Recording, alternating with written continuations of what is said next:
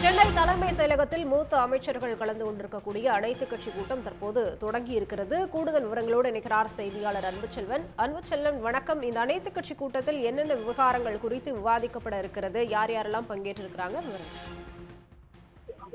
அரசியல் கட்சிகளினுடைய தேர்தல் பிரச்சார கூட்டங்கள், பொதுக்கூட்டங்களுக்கான வழிகாட்டுதல் நெறிமுறைகள் வகுப்பதற்காக மூத்த அமைச்சர்கள் தலைமையில் தற்போது அனைத்துக் கட்சி ஆலோசனை கூட்டம் நடைபெற்று வருகிறது.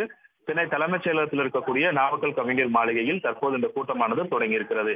பொதுவாக கரூரில் நடந்த செப்டம்பர் 26ஆம் தேதி தமிழக வெற்றி கழகத்தில் விஜய் பங்கேற்ற பிரச்சார கூட்டத்தில் நெரிசல் ஏற்பட்டு 41 பேர் உயிரிழந்தனர், 100க்கும் மேற்பட்டோர் காயமடைந்தனர்.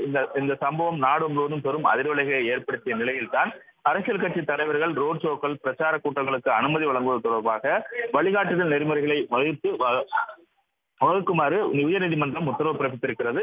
அதன் அடிப்படையில் பொதுக்கூட்டம், ரோட் ஷோக்கள் நடத்துவதற்கான வழிகாட்டுதல் நெறிமுறைகளை வகுப்பது தொடர்பான ஆலோசனை கூட்டம் கூட முதலமைச்சர் மு.க.ஸ்டாலின் தலைமையில் சில நாட்களுக்கு முன்பாக நடைபெற்றது. இதன் தொடர்ச்சியாக இன்று இந்த கூட்டம் நடைபெறுவதற்கான அறிவிப்பு வெளியிடப்பட்டு அமைச்சர்கள் பங்கேற்றிருக்கிறார்கள். மூத்த அமைச்சர்கள் நேரு, ரகுபதி, சுப்பிரமணியன் தலைமையில் இந்த கூட்டம் என்பது நடைபெற்றுக் கொண்டிருக்கிறது. குறிப்பாக இந்த கூட்டத்தில் அங்கீகரிக்கப்பட்ட அரசியல் கட்சிகள், அதாவது குறிப்பாக சொல்ல வேண்டும் என்றால் தேர்தல் ஆணையத்தால் அங்கீகரிக்கப்பட்ட அரசியல் கட்சிகள் மற்றும் நாடாளுமன்ற சட்டப்பேரவை உறுப்பினர்கள் கொண்ட கட்சி பிரதிநிதிகளுடன் ஆலோசனை கூட்டம் என்பது தற்போது நடைபெற்றுக் கொண்டிருக்கிறது.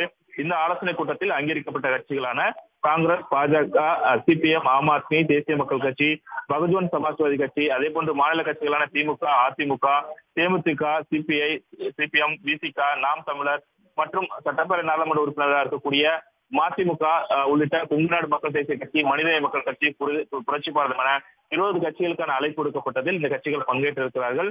இதில் இவர்கள் தெரிவிக்கக்கூடிய கருத்துக்களின் அடிப்படையில் அடுத்த கட்டமாக வழிகாட்டுதல் நெறிமுறைகள் வகுப்பது தொடர்பான அது வகுக்கப்பட்டு நீதிமன்றத்தில் சமர்ப்பிக்கப்படும்.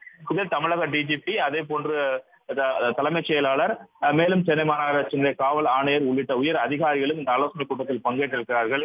ஒவ்வொருவரும் தங்களுடைய கருத்துக்களை தெரிவிப்பார்கள். அந்த கருத்துக்களின் அடிப்படையில் வழிகாட்டுதல் நெறிமுறைகள் வகுக்கப்பட்டு நீதிமன்றத்தில் சமர்ப்பிக்கப்படும் என எதிர்பார்க்கப்படுகிறது.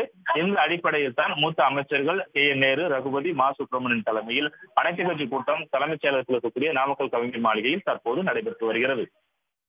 உடனுக்குடன் செய்திகளை தெரிந்து கொள்ள சன் நியூஸ் பெல் ஐகானை கிளிக் பண்ணுங்க.